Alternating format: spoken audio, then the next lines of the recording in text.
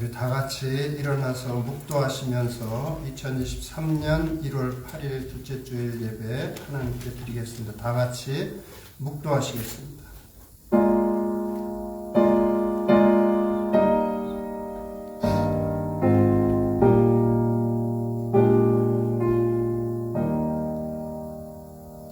할렐루야. 여호와를 경외하며 그 계명을 크게 즐거워하는 자는 복이 있도다. 그 후손이 땅에서 강성하며 정직자의 후대가 복이 있으리로다.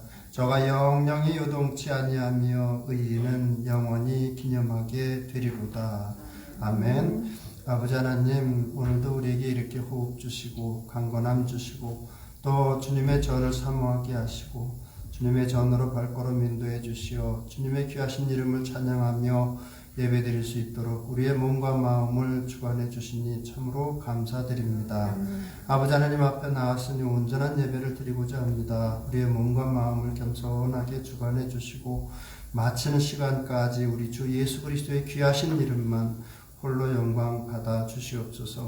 감사드리며 지금도 예배를 주관하시고 기뻐 받으시는 우리 주 예수 그리스도의 이름으로 기도드리옵나이다. 아멘. 다 자리에 앉으시고 힘차게 함께 찬양하도록 하겠습니다.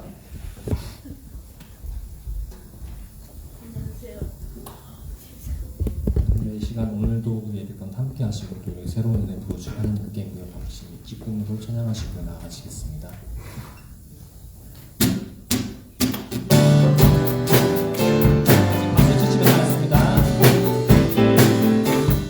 주의 영광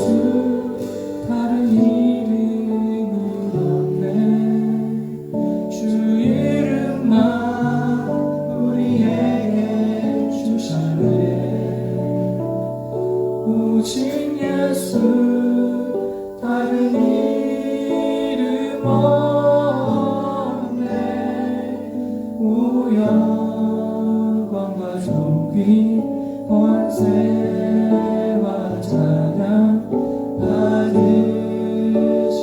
오직 주 예수. 다 같이 일어나서 보여주시며 찬양하겠습니다.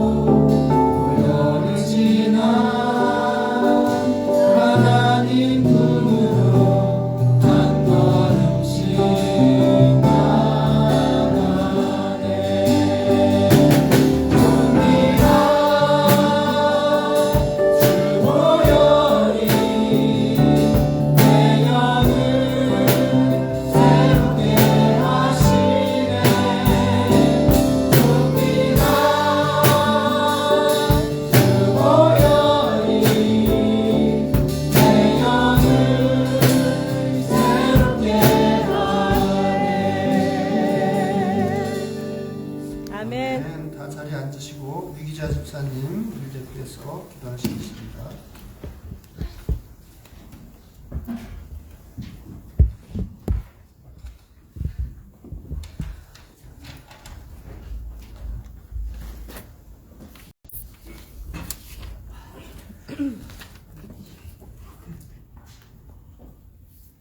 기도하시겠습니다. 할렐루야, 할렐루야. 나의 주 하나님 아버지 감사합니다. 오늘 이 시간에도 우리 주 여호와 하나님 아버지께서 저희들을 이 자리에 모아주시고 또 저희들을 아버지 하나님 앞에 나와 기도하고 찬양드리고 감사할 수 있는 시간을 허락해 주심을 감사드립니다. 아멘. 이 시간에도 아버지 하나님 많은 백성들이 아버지를 멀리하고 아버지와 같이 있지 아니하고 아버지 하나님 떠나 있으나 우리 주 예수께서는 그들을 사랑하시고 그들을 아버지 품에 안아주시고 아버지께서 인도하여 주실 줄을 믿습니다. 아멘. 이 시간에도 아버지 하나님 저희가 지난 한 해 살아본 것을 생각할 때에 정말 아버지께 제대로 감사하고 아버지 하나님께 찬양 드리고 살았는지 아버지 하나님 회개하나이다. 저희들이 아버지 하나님을 그렇게 마음으로는 그렇게 하고자 하나오나 아버지 하나님이여 저희들이 아버지 하나님 이 세상의 정욕을 따라 아버지 하나님을 그러지 못함을 아버지 한 저희들이 회개하오니 아버지 하나님 이 새해에는 더욱더 하나님을 생각하며 하나님께 감사하며 하나님께 기도드릴 수 있는 시간을 허락해 주심을 감사드리나이다. 아멘. 아버지 이 시간에도 우리 주 여호와께서 함께해 주시고 이 시간에도 우리 주 여호와께서 인도하여 주시며 이 시간에도 우리 주 여호와께서 저희들을 아버지 하나님께서 더욱더 가까이 나갈수록 주께서 인도하소서. 아버지 하나님 우리 목사님 아버지께서 기억하시고 아버지께서 그 목사님에게 아버지의 사랑을 더욱더 부어주시고 건강을 허락하시고 성령 충만을 허락하셔서 아버지 하나님이여 당신의 백성을 위하여 수고할 때에 우리 주 여호와께서 아버지 하나님이여 정말 그 축복에 축복을 더해 주실 줄을 믿습니다. 우리 아버지 하나님 성도들 아버지 어디 있든지 우리 주 예수 그리스도를 생각하게 하시고 함께 동행하여 주시기를 간절히 빌고도 원하나이다.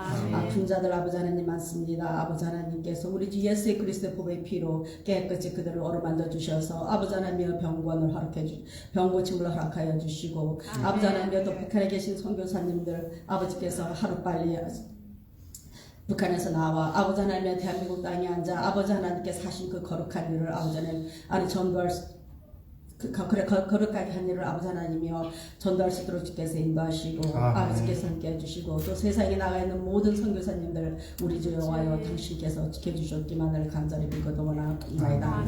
아버지 하나님의 지금은 첫째 시간이오나 끝날 때까지 우리 주 여호와께서 함께 해주셔서 우리 주 여호와 하나님의 당신만을 바라보고 살아가는 아버지 당신의 백성들에게 아버지 하나님께서 무한한 아버지 하나님의 사랑과 은총을 베풀어 주시기만을 간절히 빌고도 원하고 이 시간에도 함께 하신 우리 주 예수 그리스도께 감사드리며 우리 주 예수 그리스도 이름 받들어 기도드렸사옵나이다. 아멘.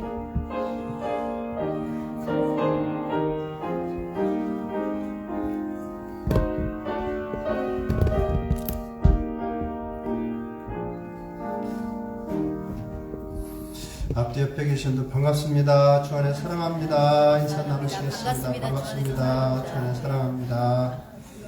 여행 갔다 오신 분들도 계시고 한데 반갑습니다. 오늘 주시는 하나님의 말씀은 히브리서 9장 18절에서 28절 말씀입니다.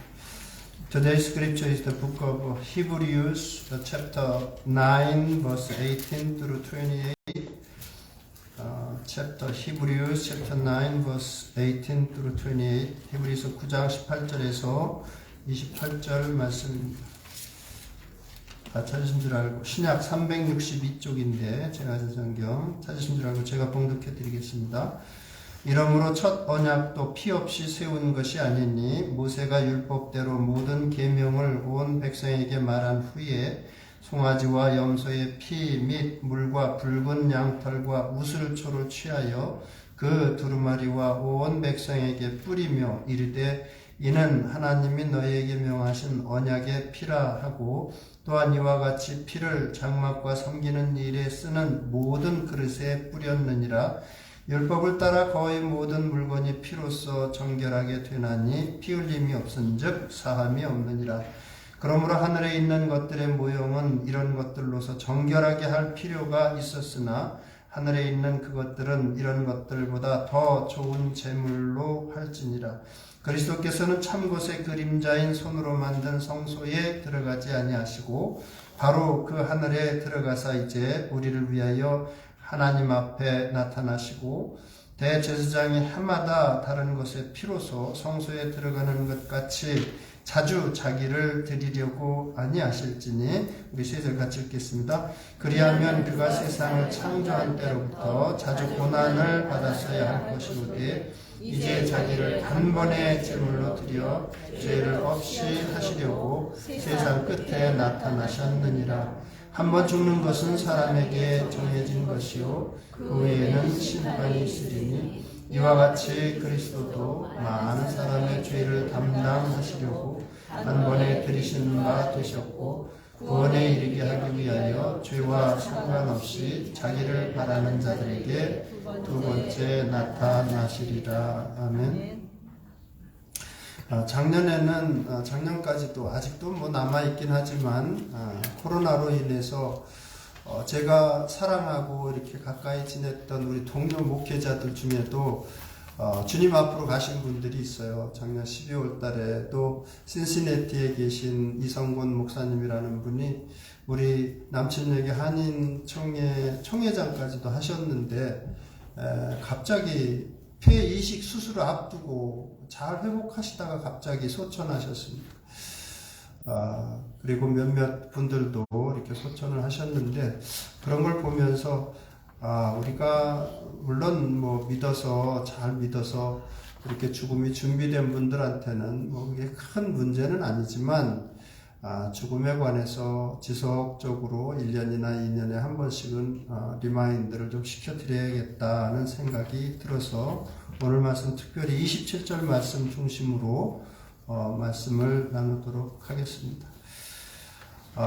프랑스의 철학자 몽테뉴가 이런 이야기를 한 적이 있습니다. 사람에게 잘 죽는 법을 가르치는 것은 곧 잘 사는 법을 가르치는 것이다. 또 생명을 잃는 것이 그렇게 불행한 일이 아니라고 믿는 사람은 이 세상의 삶을 올바로 사는 사람이다. 이런 이야기를 한 적이 있습니다. 맞는 이야기예요. 지극히 성경적인 이야기입니다. 잘 죽을 수 있도록 가르치는 것은 잘 사는 법을 가르치는 것이다 하는 말이 굉장히 인상 깊은데 우리가 인생을 한 번 사는 인생인데 의미 있고 지혜롭게 살려면 한 번 오는 죽음을 믿음으로 잘 예비하고 살라고 하나님은 계속 우리에게 말씀해 주시고 있습니다.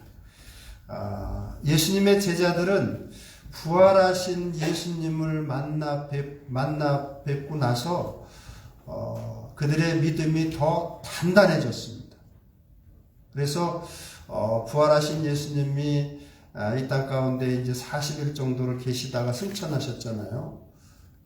부활하신 예수님 만나고 나서는 이 제자들이 이 땅의 삶이 전부가 아니라는 사실을 확실하게 믿고 나서, 그리고 나서 요한이라고 하는 제자가 예수님 어머니, 육신의 어머니인 마리아를 잘 섬기도록 부탁받은 말씀 때문에 그냥 오래 살았지, 나머지 제자들은 그냥 예수님 앞에 빨리 가려고 애를 쓰는 사람들처럼 그렇게 살다가 주님 앞으로 갔습니다. 그래서 사도 바울도 빌립보서 1장 20절 이하에 보면 그렇게 고백을 합니다. 그러므로 온전히 담대하여 살든지 죽든지 내 몸에서 그리스도가 존귀하게 되게 하려 하나니 이는 내게 사는 것이 그리스도니 죽는 것도 유익함이라. 이렇게 고백하면서 자기는 삶과 죽음 사이에 끼어 있는데 자기에게 선택하라고 한다면 자기는 이 땅에서 그냥 육신적으로 죽어서 예수님을 만나서 예수님 곁에 있는 게 더 낫겠다고, 훨씬 더 낫다는 고백을 합니다. 빌립보서 1장에 보면 선택을 하라고 한다면 나는 주님과 같이 있는 게 좋다. 근데 로마의 감옥에서 그렇게 고백하는 거예요. 그렇지만 내가 이렇게 살아서 편지를 쓰고 너희들에게 믿음을 권면하는 것은 믿음의 진보를 위해서, 당신들한테 유익하니까 내가 지금 사는 쪽을 택하고 있는데, 또 일부러 죽을 저기는 아니니까. 그렇지만 내게 선택을 하라고 한다면 주님과 같이 있는 게 더 낫다. 그냥 천국에 가서 같이 있는 게, 자기는 그걸 선택하겠다는 거예요. 적어도 이 땅에서의 죽음이라고 하는 그 숙제를 제자들은 이미 해결하고 있었던 거예요. 믿음으로 잘 해결하고 있었습니다. 예수님께서도 제자들에게 이렇게 말씀하시죠. 몸은 죽여도 영혼은 능히 죽이지 못하는 자들을 두려워하지 말고 오직 몸과 영혼을 능히 지옥에 멸하실 수 있는 일을 두려워하라고 말씀하십니다. 이 땅 가운데서 권력을 가진 자들이나 뭐 이런 사람들 너희들 너무 두려워하지 말고 정말 몸과 영혼을 능히 죽이실 수 있는 일을 두려워하고 한 세상 살라고 말씀해 주시고 있습니다. 모든 사람은, 저와 여러분들은 필연적으로 육체적인 죽음을 한 번은 경험하게 되어 있습니다. 그리고 두 번째 죽음이 있다고 성경은 가르쳐주고 있습니다.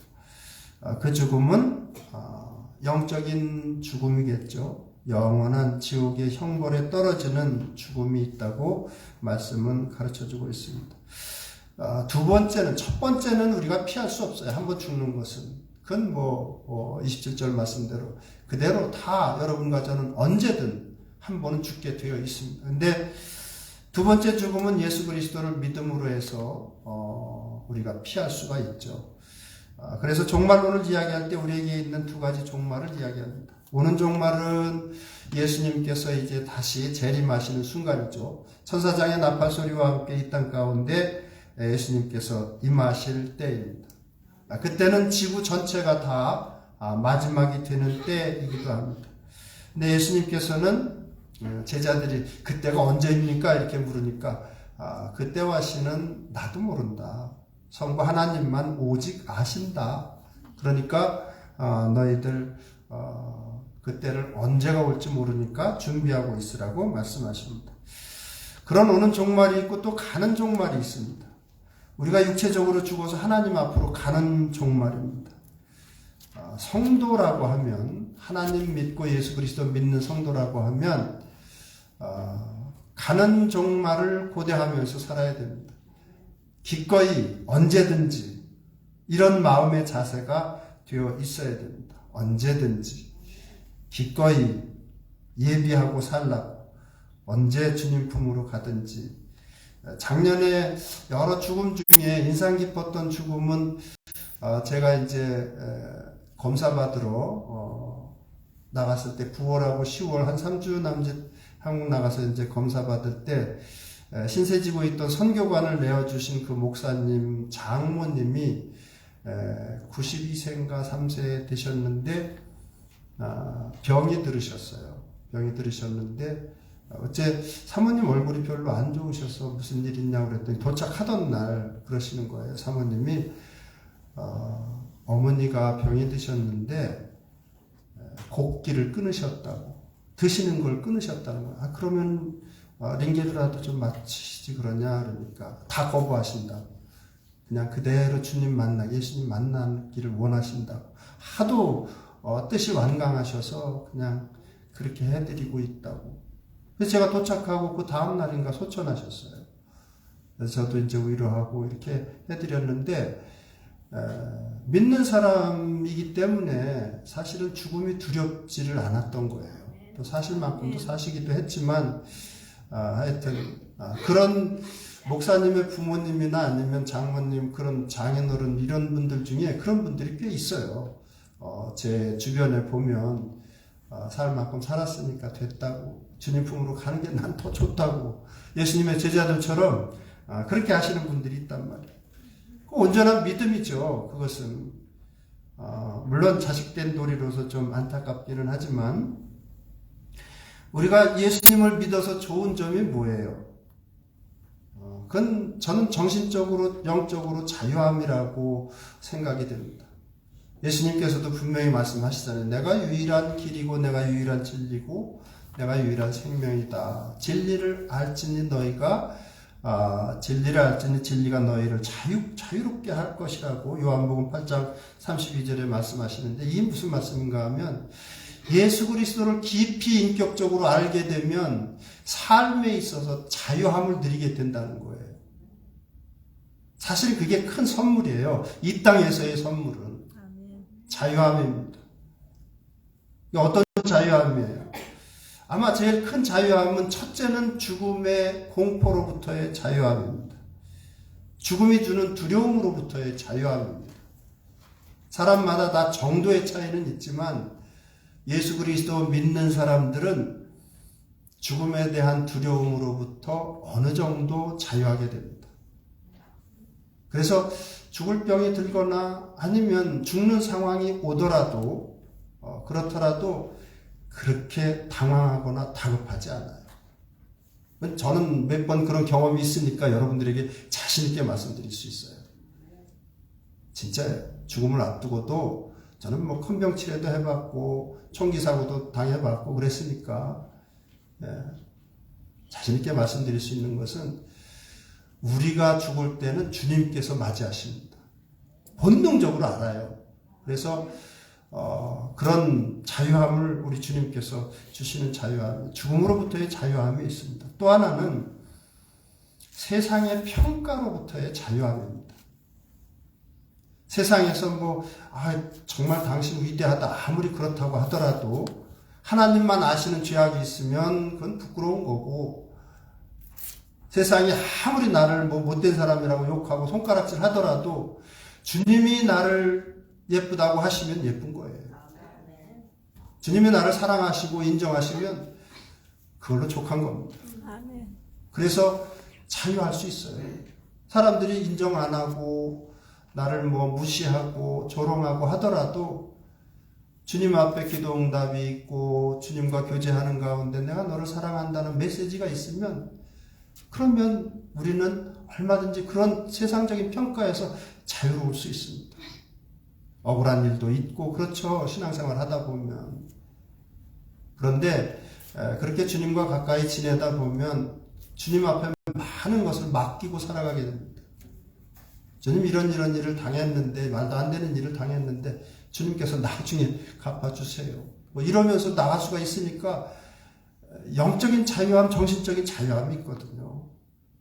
그러니까 그게 어떻게 보면 이 땅 가운데서의 선물이기도 하고요.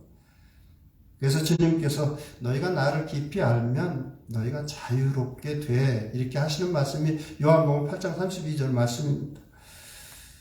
또 히브리서 2장 15절에도 그런 말씀 하시죠.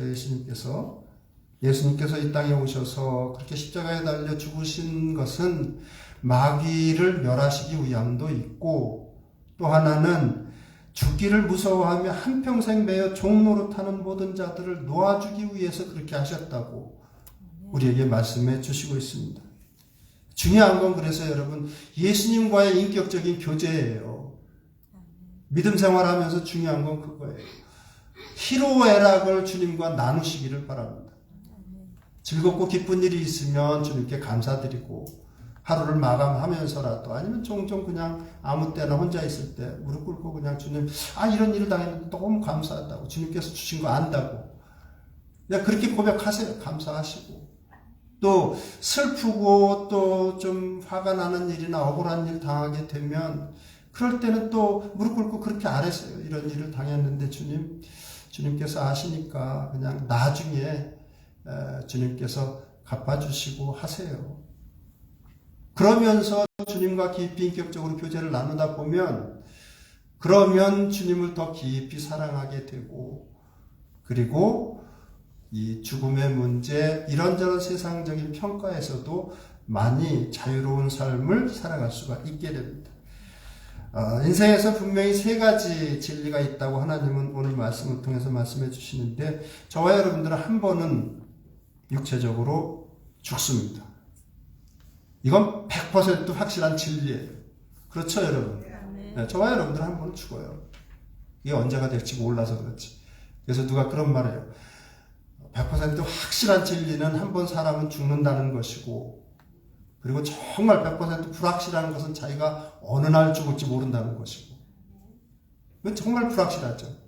어느 날 죽을지를 모르죠. 젊다고 해서 오래 사는 것 아니고, 나이가 많다고 해서 뭐 금방 죽는 것도 아니고, 일반적으로는 나이가 많으면 죽게 되지만, 그치만 모르는 거예요. 저도 사고를 여러 번 당하다 보니까, 사고로 죽는 사람들, 이제 유심히 보잖아요. 사고로 죽는 사람들이 참 많구나. 갑자기 큰 병 들여서 죽는 사람들도 많구나. 그런 사실을 보게 됩니다. 어느 날 죽을지 알지 모르니까, 어떻게 보면 믿음으로 이렇게 신앙생활을 올바로 하는 것은 인생 숙제를 해결하는 일이에요. 죽은 후의 일을 잘 대비하는 거니까. 정말 그게 올바로 잘 대비하고 있느냐 하는 문제가 정말 인생에서 가장 중요한 문제죠. 많은 사람들은 죽음을 멀리하고 살아갑니다. 죽음이란 단어나 개념 자체가 다루고 싶지 않은 거예요. 자기의 죽음을 자꾸 거부하면서 살아갑니다. 아니에요. 믿는 사람들은 가깝게 하고 말씀도 자주 읽고 대비하고 살라고 주님은 말씀하세요. 그래서 그 끝을 잘 대비하는 삶이 너희들은 그러한 삶을 예비하고 살아야 된다고. 그래서 청교도들이 처음 미국에 와서 교회 짓고 이 마을을 구성할 때 제일 먼저 같이 모여서 교회를 먼저 졌어요. 그래서 옛날에 이렇게 오래된 촌이나 도시 같은 데 가면 항상 미국의 모든 작은 도시들이나 이런 데 보면 메인 스트리트하고 처치 스트리트가 거의 같이 있어요. 그리고 교회 옆에는 항상 무덤이 같이 있어요. 요한계시록에 보면 믿음으로 살다간 사람들을 이기는 자라고 표현하고 있는데, 믿음으로 세상을 이기는 자들이라는 거예요. 승리자들의 자취가 옆에 있다고. 죽음이 거부할 주제가 아니고, 우리가 멀리 해야 될 주제가 아니고 가깝게 하면서 살아야 될 주제이기 때문에, 그걸 또 믿음으로 이기는 사람들이 진정 승리자들이기 때문에, 그래서 무덤을 교회 옆에다 이렇게 하고 살았습니다. 여러분과 저는 한 번 죽어요. 제가 가만히 이 말씀 묵상하면서, 우리는 죽음을 앞둔 사실은 1순위예요. 우리 저 같은 사람들은, 이제 65세 넘어가는 이런 사람들은 1세대예요. 몇몇 우리 여기 있는 저보다 나이 많으신 분들 다 1세대죠. 1세대는 1순위는 어떤 사람들이냐면 부모님들이 다 이제 소천하신 분들, 돌아가신 분들. 이제 우리가 그 다음 차례. 그리고 이제 자식들을 두었거나 이제 이런 중년들, 자식들을 키우고 있는 세대는 2순위예요. 이제 우리가 죽고 나면 그분들도 이제 1순위가 되는 거죠. 또 이제 학생들, 지금 주일학교에서 공부하고 있는 어린 학생들, 뭐 대학생들까지 3순위라고 볼 수가 있습니다. 하여튼 근데 그게 그렇게 길지가 않다고 성경은 가르쳐주고 있습니다. 제가 가만히 보니까 우리가 활동할 수 있는, 이렇게 육신적으로 이렇게 활동할 수 있는 때는 아무리 100세 시대 어쩌고 저쩌고 해도 그냥 80세까지예요. 그냥 잘 건강하게 돌아다니고 뭐 이렇게 활동하고 할 수 있는 게 80세까지니까 그 나머지는 그냥 근근히 살아가는 거예요. 건강 유지하면서. 안 그래요, 여러분? 100세라고 하더라도 딱 그렇거든요. 그러니까 저도 그런 걸로 따지면 활동할 수 있는 기간은 15년이에요. 그래서 기도하면서 어떻게 하면 15년을 더 보람되게 보낼까 그런 생각을 하는데 하여튼 그렇습니다. 죄가 들어오고 나서 하나님께서 선포하시기를 내가 필경은 흙으로 돌아가리니 그 속에서 내가 취함을 입었습니다. 너는 흙이니 흙으로 돌아갈 것이니라 이렇게 말씀하십니다. 영어로 인간이라는 휴먼이라는 단어는 휴무스에서 왔다고 말씀을 드렸습니다. 라틴어 휴무스는 흙덩어리라는 뜻입니다. 우리의 본체가 흙덩어리예요. 그러니까 흙으로 돌아가면 그냥 녹아 없어지게 되어 있습니다. 그러한 사실을 항상 알고 살라고. 그런데 이 땅에 주어진 시간이 100세라고 하더라도 참 짧다고 하나님께서는 계속 강조하십니다. 시편 90편에서도 인생이 지나간 어제 같고 하나님의 표현이 참 세련되었습니다. 지나간 어제라고 말씀하시고 밤의 한 순간 같다고도 말씀하시고 잠깐 자는 것 같다고도 말씀하시고 아침에 돋는 풀 같다고 말씀하십니다. 아침에 이렇게 돋아올라서 힘있게 서서 꽃을 피우기도 하고 하다가 저녁 때 되면 푹 시들어서 마르는 그런 꽃 같다고도 말씀하시고 또 아침에 나오는 안개 같다고도 하나님께서는 말씀하시고 있습니다. 인생이 참 짧은데 그 마지막이 언제 올지를 예상을 못합니다. 그래서 하나님께서는 그러므로 너희도 준비하고 있으라 생각하지 않은 때에 인자가 올 수도 있고 너희들의 마지막이 올 수도 있다. 또 데살로니가 전서에서는 도적같이 마지막이 올 수도 있다. 그렇죠. 도적이 뭐 알리고 오는 건 아니죠. 저도 몇 번 이렇게 고비를 넘기면서 가만히 다른 사람들의 죽음에 대해서 이렇게 유심히 관찰을 하는데 정말 자기들이 몰라요. 언제 마지막이 될지. 그리고 마지막을 맞이하는 경우가 더 많습니다. 뭐 큰 병에 걸려서 뭐 말기암 뭐 이런 거 발견돼서 죽는 사람들은 그나마 대비라도 할 수 있죠. 근데 대부분은 그렇지가 못해요. 대부분은 자기가 언제 갈지 모르고 마지막을 맞이하게 되는 것을 보게 됩니다. 그래서 하나님께서는 하나님 만날 때를 좀 생각하고 살아가는 삶이 훨씬 더 지혜로운 삶이라고 초상집에 가는 것이 잔치집에 가는 것보다 나으니 모든 사람의 끝이 이와 같이 됨이라. 산자는 이것을 마음에 둘지니라. 이렇게 살면서 즐기면서 이런 것을 많이 생각하는 것보다는 끝을 생각하고 대비하는 삶이 더 지혜로운 삶이고 의미 있는 삶이라고 하나님께서 전도서 7장 2절 말씀을 통해서 해 주시는 것입니다. 사망 권세라는 말이 있죠. 죽음의 권세라는 말이 있습니다. 모든 사람이 정도의 차이는 있지만 하여튼 두려워하죠. 죽음을. 왜? 현재 소유한 모든 것들을 다 잃어버리게 되니까. 현재 이 땅 가운데 가지고 있는 것들을 다 잃어버리게 되니까. 두려워합니다. 죽을까봐 두려워합니다. 믿는 사람들도 두려움은 있어요. 그게 좀 약해서 그렇지. 왜냐하면 현재 있는 모든 것들을 다 두고 잃어버리고 떠나야 되니까 그렇습니다. 두 번째는 미지의 세계에 들어가는 것 자체가 모두가 다 가지고 있는 두려움이 있어요. 우리가 경험해보지 않은 세계이기 때문에. 우리는 예수님이 계신 것 알고 예수님께서 하신 말씀이 진리라는 걸 아니까 그냥 더 좋은 세상이라는 확신이 있지만 하여튼 어찌됐든 미지의 세계에 들어가는 두려움도 있습니다. 또 죽을 때 고통에 대한 두려움도 있습니다. 어떤 사람이 자살하려고 뭐 한강에 올라갔는데 겨울이라 너무 추울 것 같아서 못 죽었다고 그런 이야기 하는데 하여튼 뭐 죽으려고 마음먹은 사람이 뭐 추울 거 더울 거 가리겠어요. 근데 하여튼 죽을 때의 고통에 대한 두려움도 없지 않아 있습니다. 근데 한 번은 육체적으로 죽죠. 두 번째는 육체적인 죽음 이후에 하나님의 심판이 있는데 판정은 둘 중 하나입니다. 여러분 속지 마세요. 중간지대는 없습니다. 우리가 죽고 나서 하나님의 심판대 앞에서 판정에 중간지대는 없어요. 천국 가든지 예수 그리스도를 믿어서 천국 가든지 아니면 믿지 못해서 지옥에 가든지 둘 중에 하나입니다. 죽음 이후에는 심판이 있다고 27절에 분명하게 말씀하시고 성경은 여기서뿐만이 아니라 신약에서만 천국에 관해서 37번 이상 언급하고 있습니다. 아예 하나님, 진리 되신 하나님이신 분이 한 번만 언급하셔도 존재하는 건데 37번 이상 언급하십니다. 천국 가라고, 믿어서 천국 가라고. 지옥에 관해서는 성경 전체는 84번 이상 언급하고 있습니다. 물론 스월, 음부라고 하는 하데스 이런 모든 단어들을 다 합치면 불못 이런 것들 다 합치면 80번 이상 언급되고 있습니다.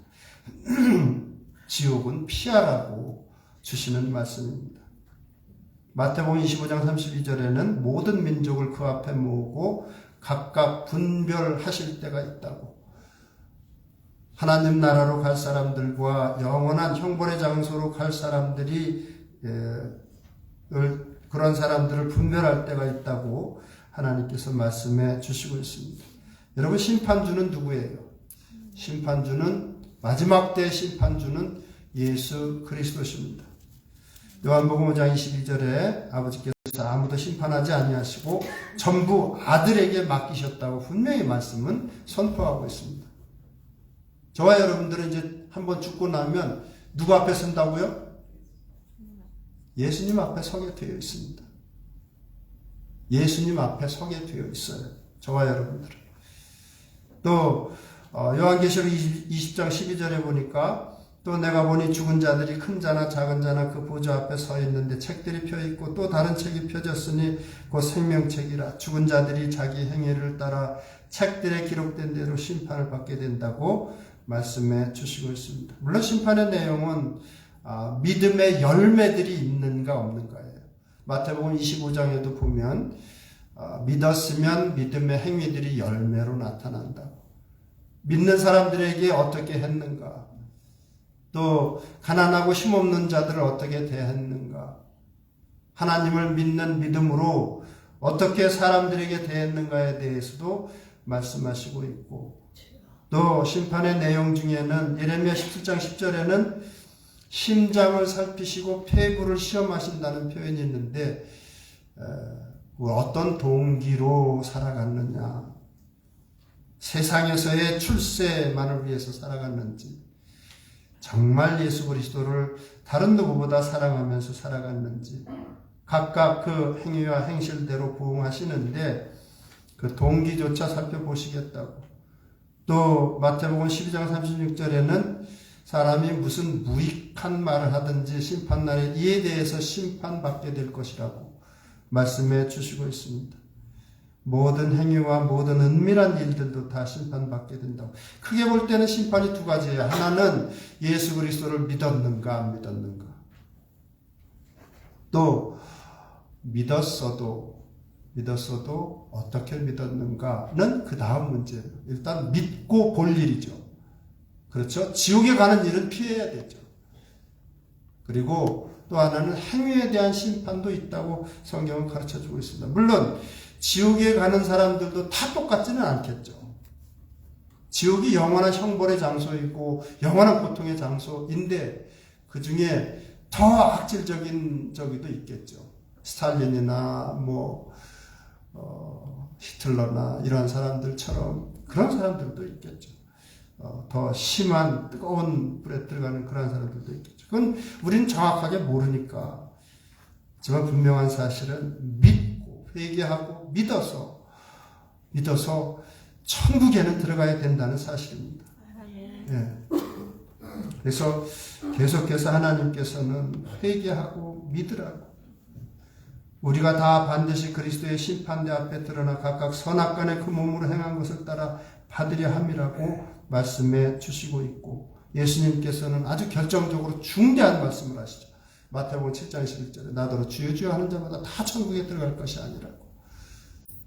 아버지의 뜻대로 행하는 자들이, 하나님 말씀을 굳건하게 믿고 그대로 순종하는 자들이 천국에 들어가게 될 것이라고 우리 주님께서 말씀하십니다. 세 번째는 엄중한 하나님의 심판 가운데 영원히 사는 길이 딱 한 길이 있습니다.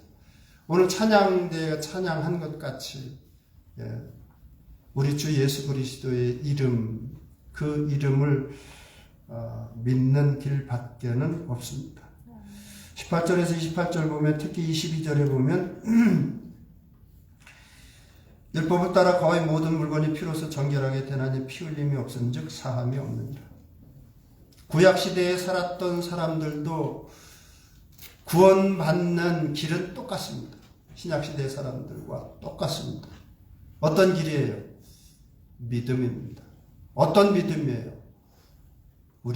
나는 하나님 앞에 죽을 죄인이다 하는 거죠. 나는 하나님 앞에 죽을 죄인인데 하나님, 제가 그거 인정합니다. 그래서 이 양을 잡습니다. 양을 대신 죽입니다. 하나님 앞에 난 죽을 죄인이니까 이 양을 대신 죽입니다. 그래서 양을 죽였던 거예요. 양은 오실 예수님의 예표였습니다. 똑같습니다. 지금도 마찬가지. 지금도 그 믿음 보고 구원해 주십니다. 어떤 믿음? 내가 하나님 앞에 죽어야 될 죄인인데, 죄 중에 가장 큰 죄가 뭐라고요? 창조주이자 온 우주의 왕이신 하나님을 인정하지 않고 공경하지 않는 죄악이 가장 큰 죄악입니다. 여러분, 전도하실 때 이거는 강조해 주셔야 돼요. 세상에 뭐 똑바로 양심적으로 산다고, 올바로 산다고 하는 스스로 주장하는 사람들이 얼마나 많아요. 크리스찬들 보면 나보다도 형편없던데 이렇게 이야기하는 사람들도 있어요. 근데 죄의 핵심을 몰라서 그렇습니다. 죄의 핵심은 그거예요. 온 세상을 만드시고 또 다스리시는 진정한 왕은 하나님이시고 예수 그리스도신데, 그 하나님을 인정하지 않고 하나님을 공경하지 않고 살아가는 죄악이 모든 죄의 핵심입니다. 아무리 착하게 살고 사람 정말 좋고 하다고 하더라도 그거 인정하지 않고 자기가 왕이 돼서 살아가면 그 사람은 더 볼 것도 없어요. 지옥행이에요. 자기한테 그렇게 생명 주셨고 건강 주셨고 가족 주셨고 모든 환경들 아름답게 만들어 주셨고 하신 분을 인정하지 않고 착하게 산다? 그건 있을 수가 없습니다. 우리가 믿지 않는 사람들과 대화 나눌 때에도 그래서 그러한 것들을 염두에 두고 살아야 돼요. 그거를 해결하시기 위해서 하나님께서 한 가지 길을 마련하셨는데, 바로 하나밖에 없는 하나님의 아들, 하나님이시죠. 하나님의 아들이니까.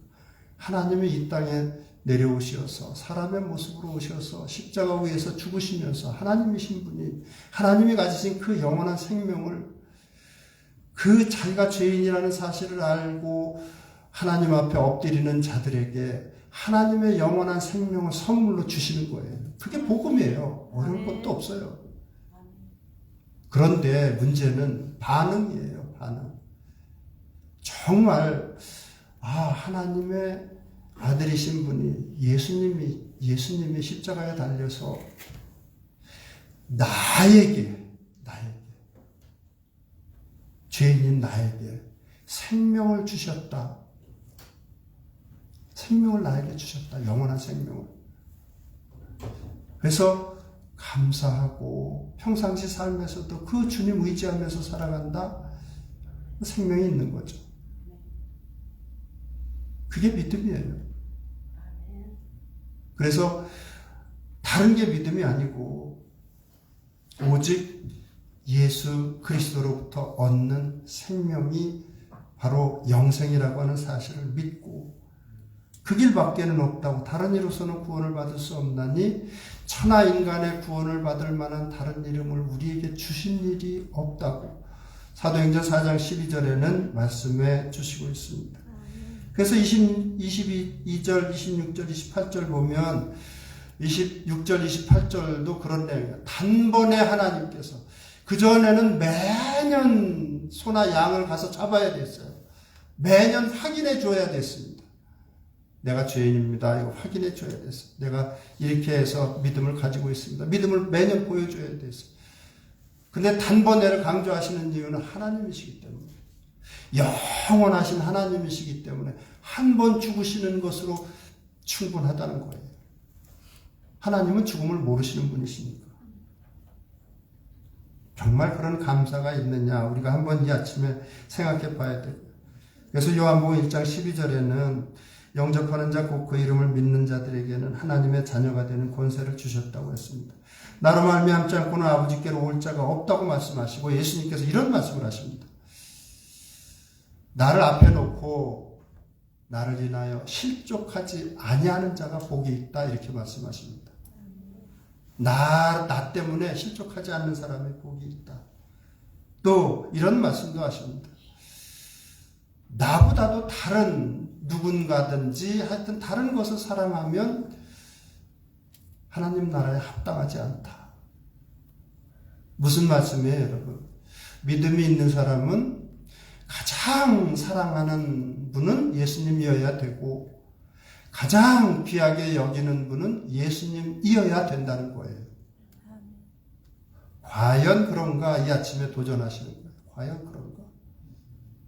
아비나 어미를 나보다 더 사랑하는 자도 나에게 합당하지 않고, 자식이나 누구를 나보다 더 사랑하는 자도 하나님 나라에 합당하지 않다고 분명하게 말씀하십니다. 왜?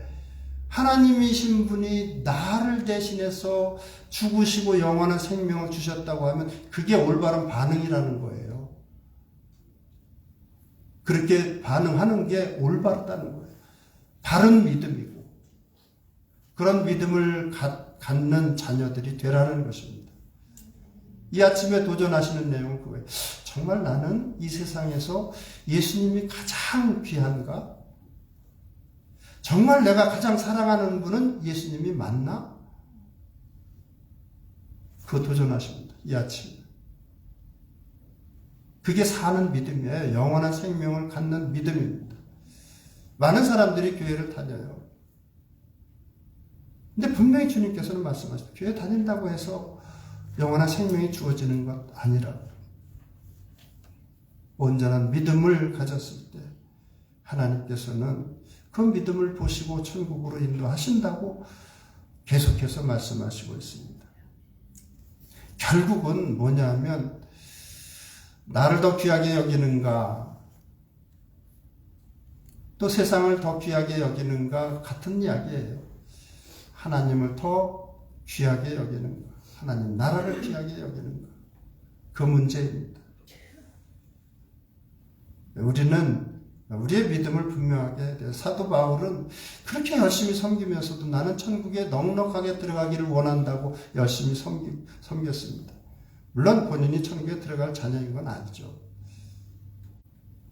그렇지만 주님께 너무 감사하니까 그렇게 반응을 했던 것입니다. 저와 여러분도 마찬가지입니다. 그래서 오늘 말씀을 통해서 하나님께서는 예수님을 올바로 믿어서 회개하고 구원받아서 구원의 하나님께 항상 감사드리고 이웃을 사랑하면서 살아야 된다고 말씀은 가르쳐주고 있습니다. 거듭 말씀드리지만 성경 가운데는 너의 믿음을 확인하라고 말씀하시니까 제가 그런 말씀을 드리는 거예요. 정말 삶의 희로애락을 예수님과 조용한 시간에 나누면서 살아가십니까? 이렇게 물어봅니다. 그리고 하나님 나라의 백성이라면 두 가지는 사랑하게 되어 있어요. 하나님의 자녀들, 교회죠. 교회를 사랑하게 되어 있습니다. 또 하나는 하나님께서 주신 말씀 사랑하게 되어 있습니다. 귀하게 여기게 되어 있어요. 왜? 그걸 통해서 은혜를 받았으니까. 또 하나님께서 남겨주신 게, 이 땅에 남겨두신 게 그 두 가지니까. 정말 그러한가요? 내가 기준이 돼서 나에게 잘하는가 잘못하는가 그게 문제가 아니에요. 정말 그 사람이 하나님의 사람인가? 그러면 사랑하는 거예요. 하나님 말씀이 나에게 정말 부담이 되고 하지만 하나님께서 주신 말씀이니까 내가 사랑하는 거예요. 정말 그런가? 정말 사랑하는 게 뭔가? 가족이 더 귀한가? 아니에요. 하나님 나라에 들어가는 사람은 다른 누구보다도 예수님이 더 귀해야 됩니다. 예수님이 항상 맨 위에 있어야 됩니다. 어떤 분이 그래요. 이번 주에 만난 어떤 동료 목사님이 세인루이스 잠깐 뭘 사러 갔다가 그분이 그래요. 믿음은 보수적일수록 좋다고. 믿음은 보수적일수록 좋다고. 동의하시죠, 여러분? 예, 확실하게 믿는 게 중요합니다. 저는 그걸 선포하라고 하나님께서 직분을 주신 거고, 하여튼 가장 아름다운 삶은 죽음을 예수 그리스도에 대한 믿음으로 예비한 사람들로부터 나온다. 그러니까 죽음을 예수 그리스도를 통한 믿음으로 살아가는 사람들이 올바로 살아가고 아름다운 삶을 산다는 것입니다. 그래서 거기다 제가 도전이라고 썼는데, 정말 가장 사랑하는 것은 나에게 무엇인가 한번 이 아침에 생각하시고요. 한 사람의 영원한 운명은 이 세상에서 가장 사랑하고 공경하는 분이 예수님인가 아닌가에 달려있음을 잘 믿으시고, 또 온전히 주님과 함께 한평생 이렇게 교제하시는 가운데, 인격적인 교제가 반드시 필요합니다. 그래서 교제하시는 가운데 모두가 다, 여기 앉은 모든 분들이 다 천국에서 만나기를 주님의 이름으로 축원합니다. 기도하시겠습니다. 살아계신 아버지 하나님, 다시 한번 우리의 삶과 죽음에 대해서, 예수님에 대해서 말씀을 통해 은혜를 나누었습니다. 주님을 믿는다고 하지만 아직은 믿음이 연약한 지체들도 있고, 또 예수님을 믿는다고 하지만 아직 온전한 믿음이 들지 않은 지체들도 있을 것입니다. 오늘 말씀 잘 기억하고 우리 주님이 어떤 분이신지를 잘 깨달아 알고 우리 주님을 온전히 믿고 또 그 믿음 가운데 걸어갈 수 있도록 우리 모두의 삶을 변화시켜 주시옵소서. 감사드리며 함께 하시는 우리 주 예수 그리스도의 이름으로 기도드리옵나이다. 아멘. 이 시간 봉헌 시간인데 봉헌님들 앞에 나오시기 바랍니다.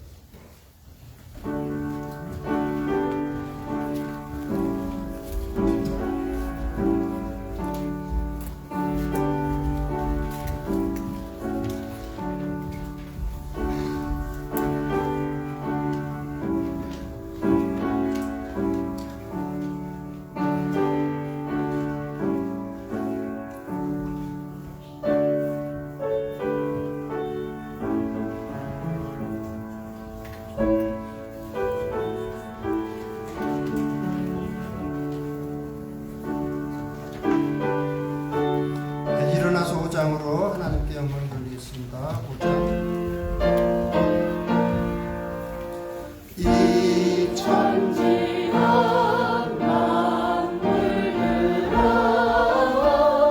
복 주시는 주여라. 전능성부 성자 성령 찬송하고 찬송하세.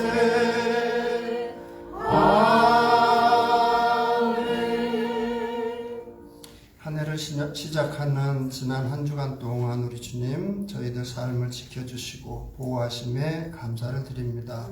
필요한 것들도 좋은 것으로 채워주심에 또한 감사를 드립니다.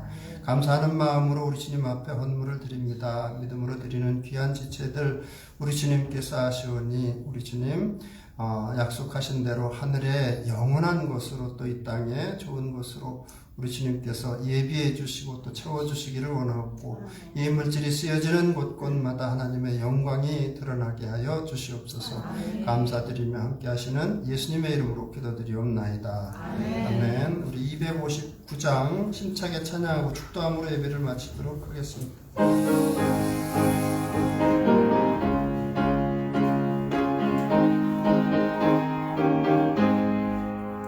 예수 십자가에 흘린 피로써 그대는 씻기어 있는가. 더러운 죄이게 하는 능력을 그대는 참 의지하는가.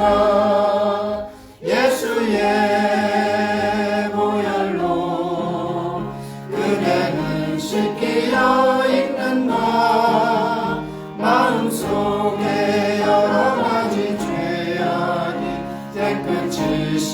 시끼어 있는가. 주 예수와 밤낮으로 늘 함께 그대는 행동을 하는가. 아무 때나 어디서나 그대는 십자가 붙들고 있는가. 예수의 보혈로 그대는 씻기어 있는가. 마음속에 여러 가지 죄악이 깨끗이 씻기어 있는가. 주님 예수 다시 올 때 그대는 영접할 예복이 있는가. 그대 몸은 거룩한 곳 천국에 들어갈 준비가 됐는가. 예수의 보혈로 그대는 씻기어 있는가. 마음속에 여러 가지 죄악이 깨끗이 씻기어 있는가. 모든 죄에 더러워진 예복을 주 앞에 지금 나보소서. 샘물같이 솟아나는 보혈로 눈보다 더이게 씻으라. 예수의 보혈로 그대는 씻기어 있는가.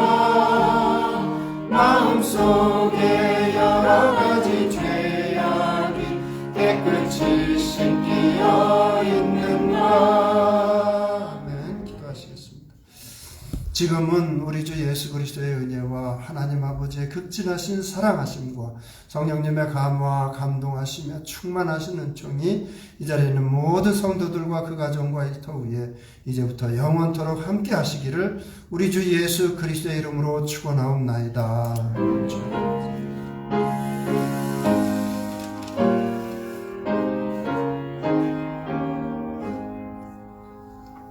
믿음으로 승리합시다. 한 번 더 인사 나누시고 잠깐 자리에 앉으시겠습니다.